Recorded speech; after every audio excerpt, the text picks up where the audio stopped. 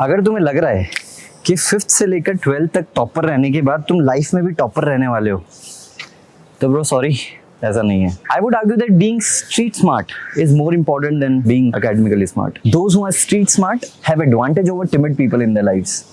आपकी प्रॉब्लम पता है क्या है? आपकी गाड़ी पंक्चर हो जाती है ना, तो आपके पैर कांपने लग जाते हैं, आप डैड को फोन कर देते हो. गलती से पुलिस वाले ने आपकी बाइक पकड़ ली, आप रो देते हो कि अब क्या होगा, पापा क्या बोलेंगे, मम्मी क्या बोलेगी. ये जिंदगी है ना, इसमें आपको सीखना पड़ेगा कि कॉम्प्लेक्स सिचुएशंस को हैंडल कैसे करें, डिफिकल्ट टाइम्स को मैनेज कैसे करें. अब सवाल ये कि स्ट्रीट स्मार्ट बनने के लिए किया क्या जाए, बैठ के समझाता हूँ. Firstly you need to be socially active and be perspicacious. Socially active होने का मतलब ये है कि जब भी आप मार्केट जा रहे हो, आपको सिर्फ शॉपकीपर से सामान लेके नहीं आना है. वो शॉपकीपर ना आपका नाम जानता हो और आपको उसका नाम पता हो. नेक्स्ट टाइम जब आप मिलो ना, तो स्माइल करके आपको ग्रीट करे और आप पूछे कि भाई घर में सब कैसे हैं, लाइफ में क्या चल रहा है. कम से कम 2-3 सवाल तो आप करने ही चाहिए. बेसिकली मुद्दा ये है कि आपकी बॉडी लैंग्वेज ना कॉन्फिडेंट होनी चाहिए, जिससे लोग आपको पहचानने लगे. सेकंड पॉइंट जो मैंने बोला वो है यू नीड टू बी पर्सपिकेशियस. पर्सपिकेशियस का मतलब ये है कि आपको पता होना चाहिए आपकी सिटी में क्या चीज़ें फेमस है, कहाँ क्या सस्ता मिलता है, कहाँ जाएंगे तो कैसी सर्विस मिलेगी, किस टाइप के शॉपकीपर के पास कैसा रिस्पॉन्स मिलने वाला है. अब ये क्वालिटी होने के लिए आपको सिंपल सी चीज़ करनी है, अपना फ़ोन रखो जेब में, बाहर निकलो मार्केट में एंड मूव ऑन. अब ये सब समझने के बाद बात आती है स्किल्स पे, कि क्या स्किल्स सीखी जाए जिससे आप स्ट्रीट स्मार्ट बन सकते हैं. 4 ऐसी स्किल्स के बारे में बातें करूंगा जो आपको एक क्लैरिटी दे देगी कि मैं कहना क्या चाह रहा हूँ, और स्ट्रीट स्मार्ट बनने की तरफ आपकी एक शुरुआत, आपका एक आगाज हो जाएगा. मैं ये नहीं कह रहा कि ये बेसिक समझने लग गए तो आप एक प्रो होने वाले हैं, बस आप गली में निकलोगे सब सलाम रॉकी भाई करेंगे, नहीं. बट आपको एक आइडिया लग जाएगा मेरी सराउंडिंग्स में मुझे कैसे डील करना है, कैसे बात करना है, कैसे अप्रोच करना है लोगों को, नेटवर्किंग कैसे करनी है. ऑलराइट, तो सबसे पहले स्किल है interpersonal skills. Now interpersonal skills वो एबिलिटीज हैं जो आपको हेल्प करती है लोगों से कम्युनिकेट करने में, रिलेशनशिप बिल्ड करने में, इंटरैक्ट करने में. बेसिकली एक अम्ब्रेला है, इसके अंदर कुछ सॉफ्ट स्किल्स आती है. उसमें सबसे पहले कम्युनिकेशन. आपको कम्युनिकेशन स्किल्स पे काम करना पड़ेगा. कम्युनिकेशन स्किल्स पे कैसे काम करते हैं? सिंपली आपको सीखना है बात कैसे करें. कभी कभी आपके पास थॉट्स आते हैं कि मैं बात तो करने लगता हूँ लेकिन उसके बाद मुझे समझ नहीं आता आगे क्या बात करूँ. मैं शुरू तो कर देता हूँ बट कंटिन्यू कैसे करूँ ये समझ नहीं आता. सो आपको काम करना होगा अपनी वर्बल कम्युनिकेशन की बात कैसे करते हैं, नॉन वर्बल कम्युनिकेशन आपकी बॉडी लैंग्वेज कैसे होनी चाहिए, आप बैठ कैसे रहे हो, आप खड़े कैसे रहे हो, आप चल कैसे रहे हो, किसी से बात कर रहे हो तो आपका पोस्चर क्या है. दूसरी चीज होती है एक्टिव लिसनिंग. एक्टिव लिसनिंग का मतलब होता है सामने वाला जब आपसे बात कर रहा है ना, तो आप इस तरीके से सुन रहे हो कि सामने वाला आपसे बात करने में और ज़्यादा इंटरेस्टेड फील कर रहा हो. उसको लग रहा हो कि यार ये बंदा कितना अच्छे से मुझे सुन रहा है, I like this person and I want to talk to this person more. मैं इससे फिर से मिलना चाहता हूँ, रिलेशनशिप बिल्डिंग करना चाहता हूँ. एक्टिव लिसनिंग जहाँ पे नहीं होती है ना, वहाँ पे क्या होता है कि लोग आपसे मिलते, थोड़ी देर बात करते हैं और फिर वो आपसे कभी मिलना नहीं चाहते, कभी बात नहीं करना चाहते. उसका रीज़न ये है कि आप में उन्हें एक लिसनर नहीं दिखा. उनको नहीं लगा कि आप उनकी बात में इंटरेस्टेड हो, उनको सुनना चाहते हो, उनको समझना चाहते हो, उनको जानना चाहते हो. बहुत इंपॉर्टेंट स्किल है, इसको बिल्कुल लाइट नहीं लेनी है. तीसरी चीज़ है एम्पैथी. एम्पैथी का मतलब होता है खुद को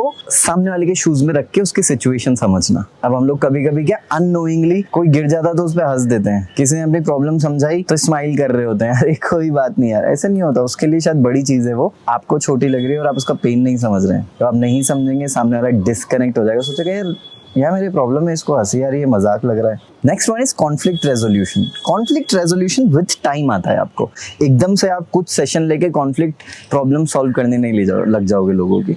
धीरे धीरे आपको समझ में आएगा कॉन्फ्लिक्ट्स किस तरीके के होते हैं, कैसे उनको सॉल्व किया जाता है, किस टाइप की पर्सनालिटी से कैसे डील किया जाता है, कोई स्ट्रिक्ट है, कोई इमोशनल है, उनसे कैसे बात करनी चाहिए. So try and learn this skill. Last one here is negotiation.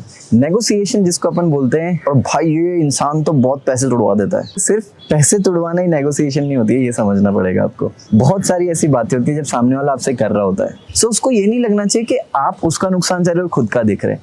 आपको हमेशा ऐसे सिचुएशन क्रिएट करना सीखना है जहाँ पे सामने वाले को लगे कि हम दोनों का बेनिफिट है. Okay, you need to make him feel कि भाई जितना फायदा मेरा है उतना फायदा तेरा भी है. Now that is when you become a good negotiator. After interpersonal skills, second one is adaptability. Adaptability क्या होता है?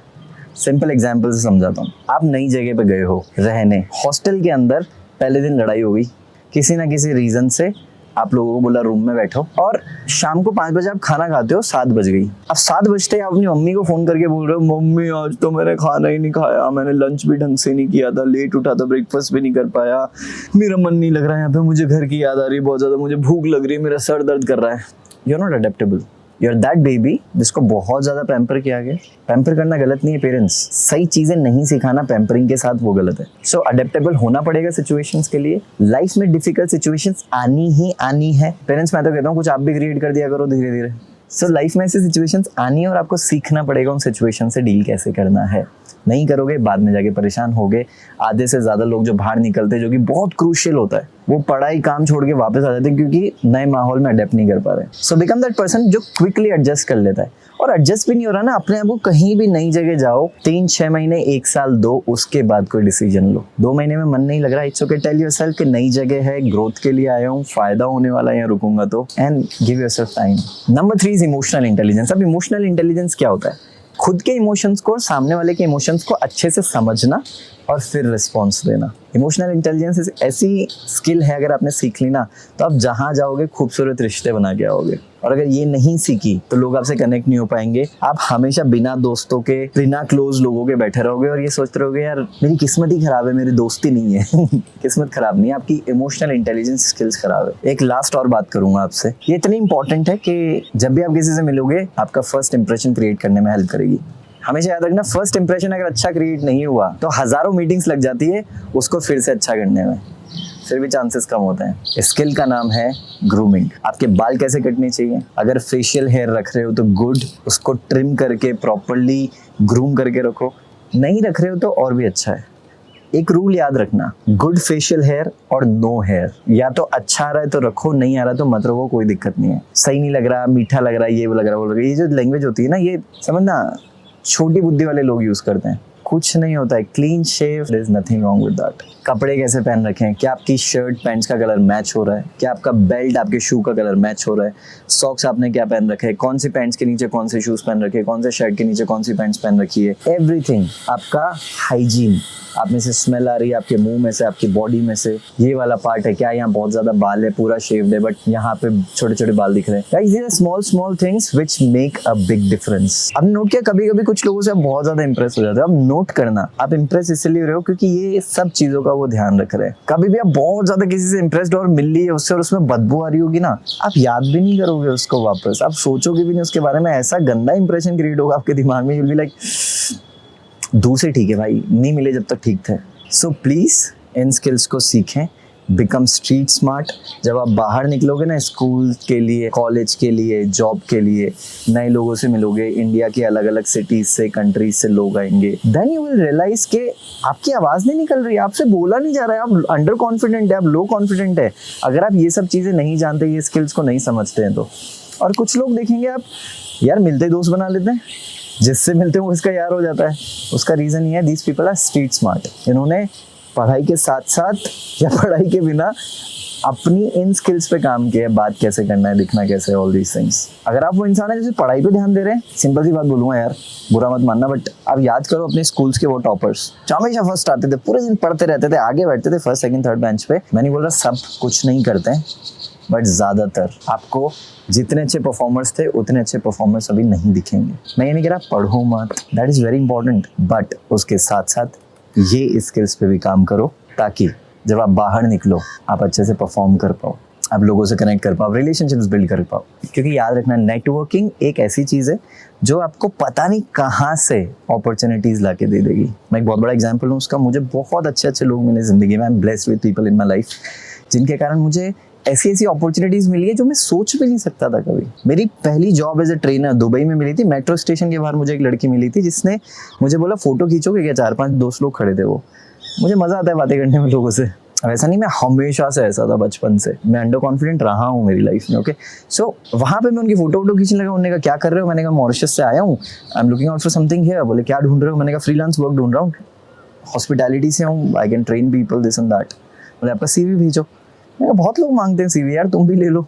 CV दिया, 3 दिन बाद उनका कॉल आया ऑफिस से, उनने मुझे बुलाया, मैं गया वहाँ पे, मूवी देखने जा रहा था। मैंने कहा ठीक है यार अभी कॉल आया तो चल लेते हैं। एक जेंटलमैन आए, उन्होंने मुझसे कहा आपका नाम जय पारिक है, आपके बारे में सुना है। मैंने कहा थैंक यू जी, thank you so much, I hope अच्छा ही सुना हो।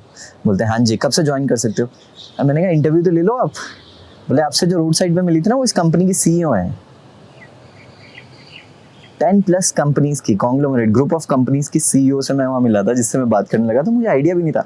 अब पता नहीं उसने वो आधे घंटे में क्या अच्छा लगा उसको मेरे अंदर, क्या उसने समझा कि मैं उसके लिए एक एसेट बन सकता हूँ, बेनिफिशियल हो सकता हूँ उसकी कंपनी के लिए। And she give me a job. मैंने बढ़िया 2 साल जॉब करी वहाँ पे, वहाँ से मेरी ट्रेनिंग जर्नी स्टार्ट हुई, यू नो दैट। सो आपको नहीं पता जिंदगी में कौन इंसान कहाँ मिल जाएगा। अगर आप अच्छे दिख रहे हैं, राइट, अपने आप को कैरी कर रहे हैं, तो समझना आपको चांस मिलेगा। अगर आपकी स्किल्स अच्छी है, सॉफ्ट स्किल्स अच्छी है, तो आप अच्छे परफॉर्म कर पाओगे। इन दोनों में से एक भी चीज़ कम होगी ना, समझने की कोशिश करना है इस बात को। Alright, thank you so much guys, my name is जय पारिक। आई होप आपको ये वीडियो अच्छा लगा हो। अच्छा लगा हो तो जिनको हेल्प हो सकती है उनको फॉरवर्ड कर दो, लाइक करो ताकि ज़्यादा लोगों तक पहुँचे ये। सब्सक्राइब नहीं किया तो कर लो ताकि हम बार बार मिलते रहें। अगर आपको पर्सनल ट्रेनिंग्स चाहिए, you can go to my website www.jayvparik.com।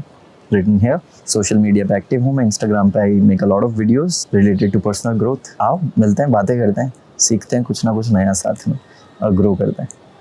Alright, thank you for watching. Cheers.